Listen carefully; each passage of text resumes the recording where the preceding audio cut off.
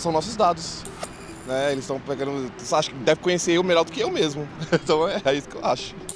Eu imagino que eles façam um perfil, criem um perfil a partir desse uso, a partir daquilo que eu demonstro interesse, do que eu busco, e com isso ele vai direcionando a interação. Algoritmos, a internet, mais ou menos eles vão, você faz a pesquisa, eles gravam e depois eles ficam te enviando propagandas, porque às vezes incomoda, né? Você quer pesquisar outras coisas e eles ficam insistindo nas propagandas e tudo. Um algoritmo é uma sequência de linhas de códigos criada para resolver tarefas ou problemas de forma automatizada. Vários códigos de programação adotam essa estrutura básica, como, por exemplo, as redes sociais. Esse tipo de conhecimento pode garantir mais eficiência na hora de definir qual publicidade irá atrair o consumidor e até influenciar opiniões sobre religião, política. Para quem não é ligado em tecnologia, é difícil mesmo saber o que é algoritmo. Mas esse nome estranho à maioria das pessoas já faz parte do nosso cotidiano e nos captura cada vez que usamos o celular, um tablet, um computador.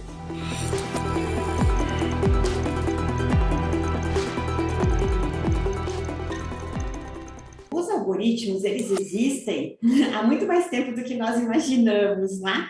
Quando a gente lembra lá dos chineses com o ábaco, fazendo as operações com aquelas bolinhas para cima e para baixo, eles já estavam empregando, né, as técnicas de algoritmo, estabeleceram um raciocínio para chegar à resolução de um problema. Então, o algoritmo nós empregamos sempre desde que nos conhecemos como humanidade, cada vez que a gente decide, por exemplo, como que eu irei da minha casa até o mercado, eu já estipulo na minha cabeça um algoritmo de quais serão os passos, literalmente, não é?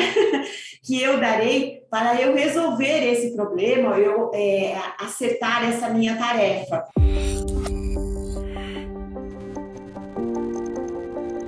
Eu costumo fazer uma comparação que hoje os algoritmos, eles são o grande segredo industrial do tempo moderno, né? Já foi, por exemplo, qual era a fórmula secreta da Coca-Cola ou do molho especial ali do sanduíche do McDonald's. Hoje a gente está falando, né, que um produto onde, né, todo mundo quer entender a regra sobre como eles são produzidos ou como são feitos, são de fato, né, os algoritmos das redes sociais. Porque assim, né, dado o nosso ambiente de consumo de informação, e aí a gente fala, né, política, sobre questões comportamentais, sobre questões que vão envolver consumo, etc., são, né, comportamentos eminentemente digitais, independentemente do perfil, né, sociodemográfico que a gente está falando, isso no Brasil e no mundo.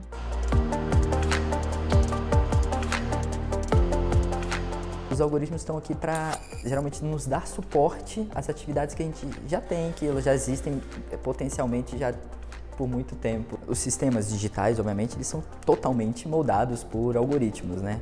Mas, eventualmente, esses sistemas são híbridos, né? Tem procedimentos, partes que são manuais, que dependem de determinadas pessoas. Então, tipicamente, os algoritmos que as pessoas colocam nesses outros sistemas que dependem mais também da atuação não digital, né? Seja, enfim, por qualquer meio, é criar os procedimentos, ou seja, os padrões necessários para que aquele propósito, aquele sistema, né, seja cumprido. Ele fala assim, então, por exemplo, uma biblioteca, né, como é que eu organizo os livros? Então, eventualmente, ali, naqueles algoritmos, estão os procedimentos, padrões, as melhores práticas de como se organizar, como se buscar o livro.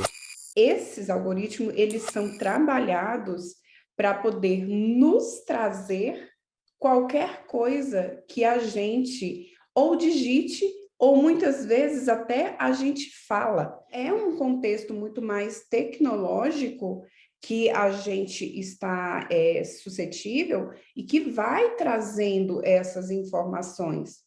E aí, para poder a gente ver como que a gente possa evitar, eu falo, dentro do contexto da saúde mental, né? Se eu estou dentro de um quadro de depressão, eu não posso ficar também pesquisando e buscando coisas que vai alimentar essa questão.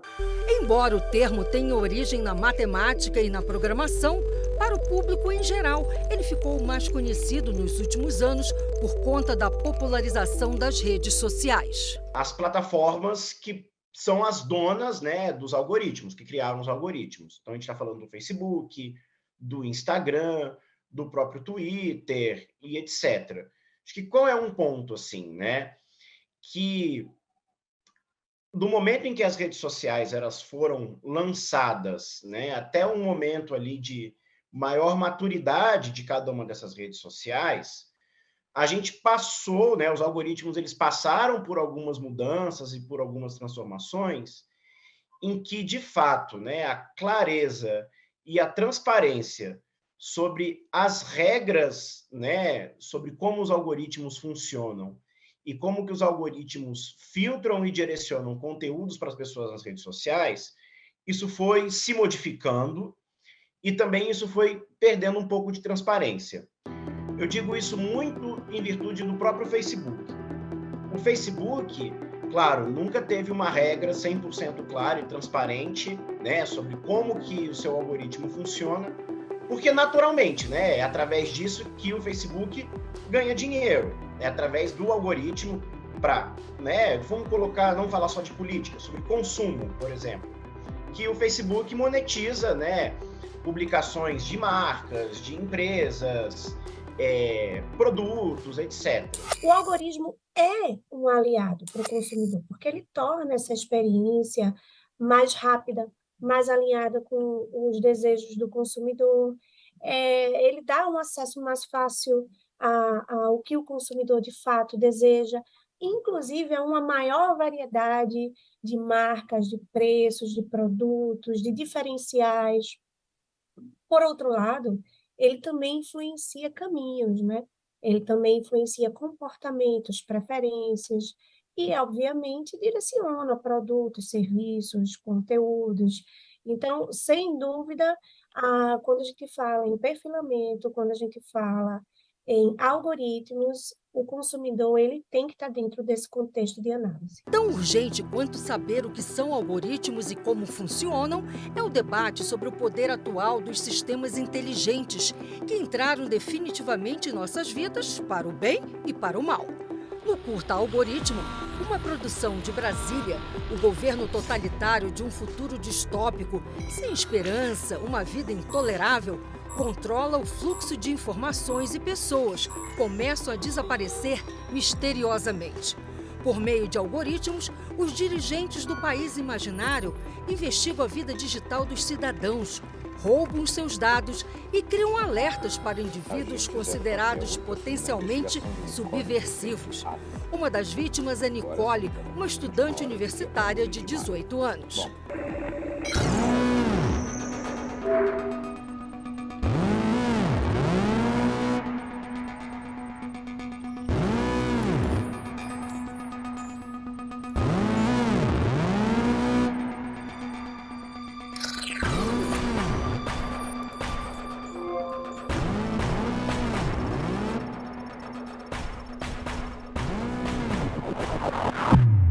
A ideia era a gente fazer um filme que discutisse um pouco a questão da vigilância digital, né? Mostrar como a gente está próximo de um cenário como 1984, em que os governos tinham acesso a tudo que a gente fosse fazer.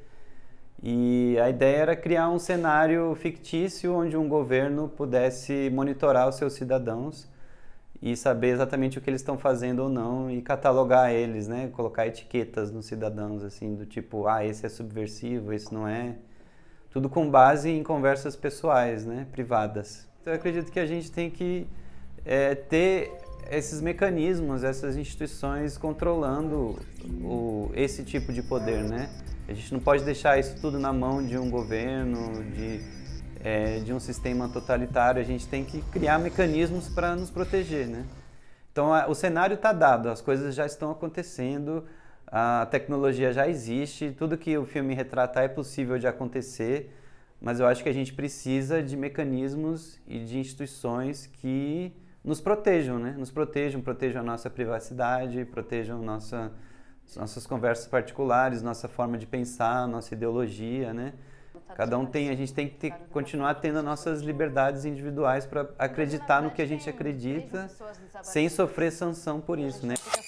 Toda a tecnologia, nós sempre temos que levar em consideração, né, o lado bom e o lado ruim, vamos dizer assim, né, o positivo e o negativo, não é? Eu gosto sempre de falar o exemplo do Einstein, da bomba atômica, não é? Imediatamente a gente lembra que matou, né, milhares de pessoas, né, com a ação da bomba atômica aí na Segunda Guerra Mundial.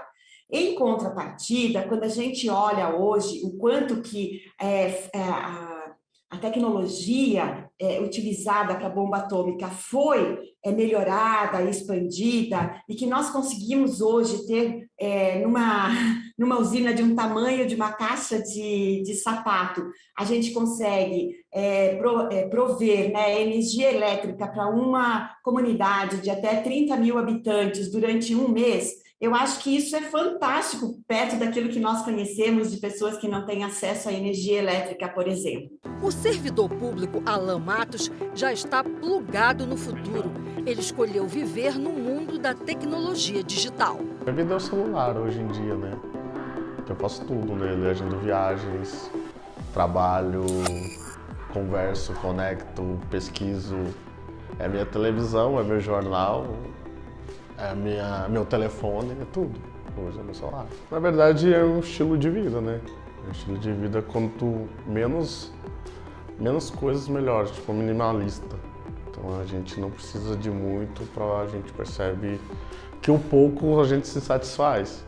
Então hoje, com o celular, com a tecnologia, com o notebook, com 2 telas, né, igual você falou, a gente consegue conectar o todo. Não é necessário mais um método antigo, né, que seria uma casa com um sofá e uma televisão, com uma TV aberta funcionando. A gente não precisa mais disso. É muito mais fácil eu estar falando com o outro através de um aplicativo, de uma rede social, de um WhatsApp, do que eu entrar em contato físico com a pessoa. Uma coisa que a gente está estudando muito dentro da psicologia, que já vinha sendo sinalizado antes da pandemia e agora com a pandemia ficou muito mais fortalecido, é a síndrome da cabana. O que é a síndrome da cabana? É quando o meu espaço de casa, o meu quarto, muitas vezes, ele fica sendo aquele ambiente totalmente seguro, que faz com que eu não precise me expor nem a doenças, nem a crítica que o outro muitas vezes vai fazer. Para especialistas em direitos do consumidor, um dos grandes dilemas do mundo digital é o destino dos dados, informações confidenciais dos usuários de internet que os algoritmos podem manipular por meio de dispositivos tecnológicos. Nós estamos no que muitos chamam de capitalismo da vigilância, né? Em que a gente utiliza toda a experiência humana, a partir de vozes, até mesmo personalidades, inclusive emoções, como matéria-prima. É uma matéria-prima quase que gratuita para ser traduzida em dados comportamentais. Acaba que a gente tem também o que outros denominam de varejo de dados. Quando atores, né, muitos atores envolvidos em tecnologia, em desenvolvimento econômico, acabam transacionando esses dados pessoais de forma cooperativa, inclusive para fins de publicidade.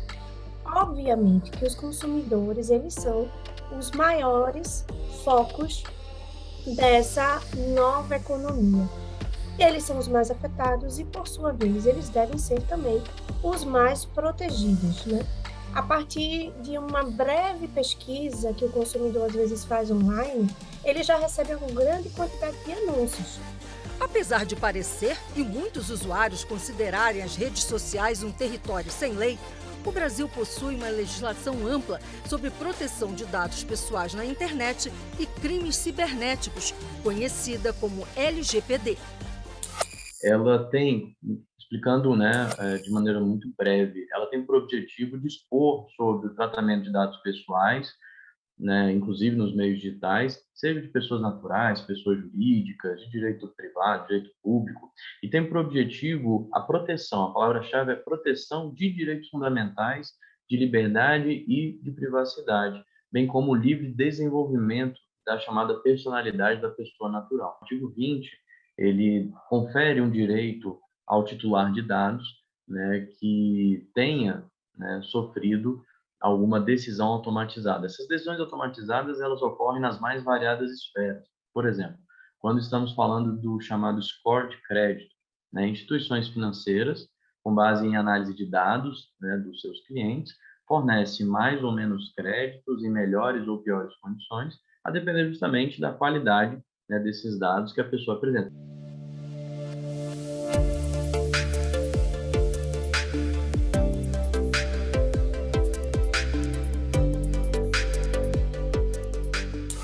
As instituições, empresas, muitas vezes, em virtude, infelizmente, da recorrência, muitas vezes possuem auditorias internas, que é o aconselhável, inclusive, né, que possuam, e aí já resolvem o problema de imediato e vão atrás dos responsáveis, né, pelo corpo jurídico próprio. Eventualmente, a empresa ou não resolve, ou por meio da sua auditoria, né, conclui que não haveria indício de fraude, cabe à pessoa não só procurar o PROCON, mas o próprio Poder Judiciário tem medidas cautelares, né, justamente para tentar resguardar, né, o direito da pessoa.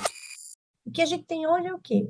A gente tem uma coleta massiva de dados, né, que muitas vezes não está de acordo com a nossa legislação, que muitas vezes não está de acordo com o princípio da finalidade da LGPD, que é a Lei Geral de Proteção de Dados, né? E esse princípio, ele diz que essa coleta de dados, ela tem que estar restrita ao mínimo necessário para uma determinada finalidade. Além de diversos outros princípios, a gente vê como é importante essa minimização da coleta de dados, como é importante essa abertura de informação para o consumidor.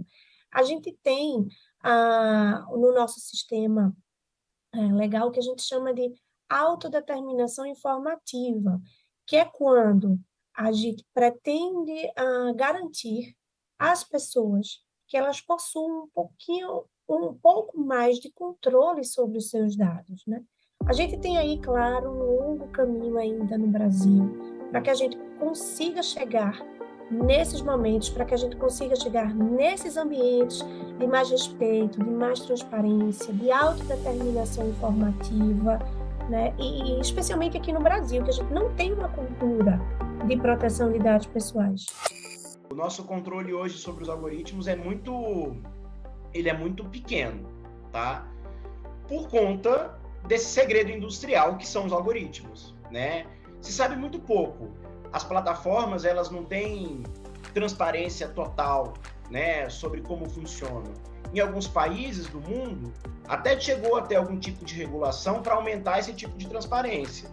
Mas vai entrar muito também numa discussão longa, né, sobre, enfim, a lógica de mercado, sobre uma lógica capitalista mesmo, que em que medida, né, que a propriedade intelectual desenvolvida pelas próprias redes, que são, né, os algoritmos, eles são, né, devem ser 100% transparentes. O que de fato mudou aí em relação a essa questão dos usos dos dados pessoais das pessoas nas redes sociais é a Lei Geral de Proteção de Dados no Brasil e os seus casos análogos na Europa, nos Estados Unidos e por aí vai.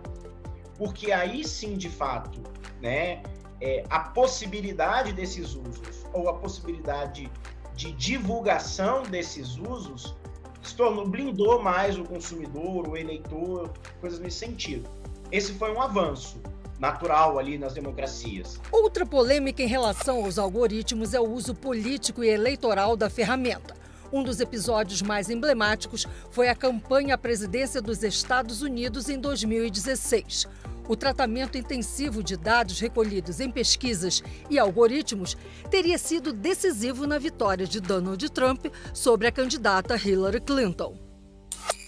A gente tem uma ideia da dimensão, durante o debate da Hillary com o Trump na TV americana, foram mais de 400 mil posts feitos automaticamente pelos algoritmos, de acordo com o momento que estava no debate, com as palavras que são mais citadas, com a organização do que estava acontecendo na rede, ou seja, aproveitando aquele momento, bem como o marketing faz, né? Aquele momento para que se construa uma imagem e essa imagem seja divulgada, né, nas redes sociais, receba um apoio, e aí você que está do outro lado indeciso, você vê que não é só você, que você tem uma gama de pessoas que estão também tendo o mesmo direcionamento que você se sente incluído. E isso, enquanto pessoas, enquanto sociedade, é o que todos nós queremos, não é? Ser incluídos, ser aceitos, que as nossas ideias persistam. E o amadurecimento do uso dos algoritmos vem nos mostrando, tá? É que você precisa estar dentro do ambiente digital para poder você disputar politicamente espaços e para você disputar politicamente votos, vamos chamar assim, né? Ou a preferência do eleitorado, a preferência da opinião pública. E nesse sentido, tá? Como a disputa política fora das redes sociais, ela é uma disputa incompleta, vamos chamar assim, hoje em dia, né, independentemente de qual é a ideologia que a gente está falando, qual é a preferência política que a gente está tratando aqui, né, dentro de um debate mais político, você precisa, né, do algoritmo, ou melhor falando, das redes sociais, para poder direcionar esses conteúdos para você, então, alcançar, né, enfim, o máximo possível, né, de eleitores. A preocupação com o mau uso dos algoritmos tem sua razão, mas não pode desconsiderar as contribuições da ferramenta à vida moderna. Os algoritmos estão presentes nos avanços da medicina, da meteorologia, da gestão ambiental, nos transportes, na maioria das tecnologias que facilitam o nosso cotidiano. O mundo moderno todo é feito por isso, né? Então, todas as profissões sempre fizeram isso durante toda a história. Então, o marceneiro, o médico, né? O médico, ele tem os procedimentos dele. Então, esses procedimentos com o tempo foram começando a ficar, vamos dizer assim, lentos, dado o volume, né? Que, vamos dizer assim, a sociedade ia crescendo, as necessidades iam aumentando. Então, e a informação, principalmente a informação, foi crescendo. Então, o próprio médico ou o bibliotecário, agora ele lida com muito mais informação do que ele lidava, sei lá, 100 anos antes. Então, alguns procedimentos é melhor automatizar em determinados sistemas e aí ele passa a utilizar o cérebro humano, que tem todo esse fator criativo, para outras coisas, outras atividades que só o humano pode fazer, e ele delega aquelas coisas, vamos dizer assim, depende do contexto, né, mais mundanas para os algoritmos. A evolução humana, especialmente quando vista nas últimas décadas, ela tem um estreitamento, ela tem uma ligação muito íntima com os algoritmos. Se a gente olha a evolução humana nas últimas décadas, ela é muito focada, ela anda em paralelo à tecnologia e à inovação. Tudo isso está baseado em algoritmos. Se a gente pensa, por exemplo, no nosso dia a dia, né, nos smartphones, nos computadores, nas TVs, nos programas de streaming, nas redes sociais, os aplicativos que nós usamos, todos eles são baseados em algoritmos, né? Ele tem um impacto, sim, positivo na experiência do consumidor, porque ele é capaz de traduzir em melhores ofertas, né, em melhor resultado, reduz a taxa de rejeição. E, claro, o algoritmo, ele faz uma mediação mais equilibrada, ou pelo menos ele tem condições, se feito de forma adequada, uma mediação mais equilibrada de tudo que está disponível. Isso sempre aconteceu, sempre vai continuar acontecendo. Temos a preocupação de que essa evolução nossa, junto com esses algoritmos, né, junto com a inteligência artificial, com a aprendizagem de máquinas, né, nos leve como sempre, a um novo patamar, onde nós possamos ter uma expectativa de vida maior, onde nós podemos usar, então, também, né, para que nós possamos ter a expansão da capacidade do nosso cérebro, que nós sabemos que ele é fantástico, não, nós usamos pouco dele, nós podemos usar muito mais do que ele. Então, esse acesso à tecnologia é que tem que ser garantido para todos. Então, não que esses algoritmos fantásticos que já nos ajudam a fazer exames médicos mais elaborados, que eles também estejam acesso, né, a toda a população e não somente a uma camada privilegiada da população, que a gente está vendo que não necessariamente tem a ver com recursos financeiros. Esse acesso pode ser de recursos mesmo, de você estar habilitado num país, de estar habilitado numa sociedade agora que vai levar em consideração o conhecimento, a preparação, e esse tipo de diferenciação é o que me preocupa, que a gente não tenha e que a gente consiga, não é? Com que todos possam fazer uso desses resultados fantásticos que a tecnologia tem nos trazido.